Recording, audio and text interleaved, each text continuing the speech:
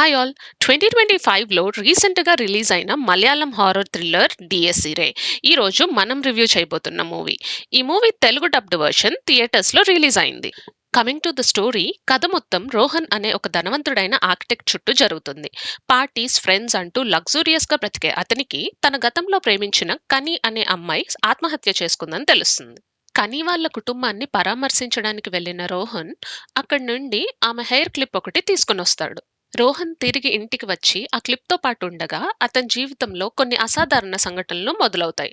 Door స్లోగా move అవ్వడం, చిన్న చిన్న సౌండ్స్ రావడం, లైట్స్ ఫ్లిక్కర్ అవ్వడం, ఇవన్నీ ఇల్యూషన్స్ కాదు. అక్కడేదో ఉంది. కానీ అది కనిపించదు. మనం ప్రెజెన్స్ ఫీల్ అవుతాం. ఆ ప్రెజెన్స్ ఎవరిదో తెలియాలంటే మీరు మూవీ చూడాలి. డైరెక్టర్ రాహుల్ సదాశివన్ గారు హీరో రోహన్ మనసులోని భయాన్ని, గిల్ట్‌ని స్లోగా స్టెప్ బై స్టెప్ బిల్డ్ చేస్తారు. సినిమాటోగ్రఫర్ షెనాజ్ జలాల్ గారు లైటింగ్‌తో హౌస్‌ని ఆల్మోస్ట్ లివింగ్ క్రియేచర్‌లా చూపిస్తారు.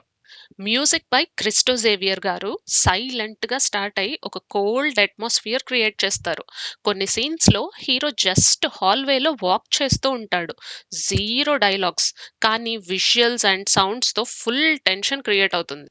ఓవరాల్‌గా మూవీ కొంచెం స్లో పేస్‌లో నడుస్తుంది. బట్ ఇదొక బోల్డ్ సైకలాజికల్ డ్రామా. మీకు కంటెంట్ బేస్డ్ మూవీస్ నచ్చితే ఇది ఖచ్చితంగా చూడాల్సిన మూవీ. ఈ రివ్యూ మీకు నచ్చితే లైక్, షేర్ అండ్ సబ్స్క్రైబ్ చేయండి. Thank you for watching.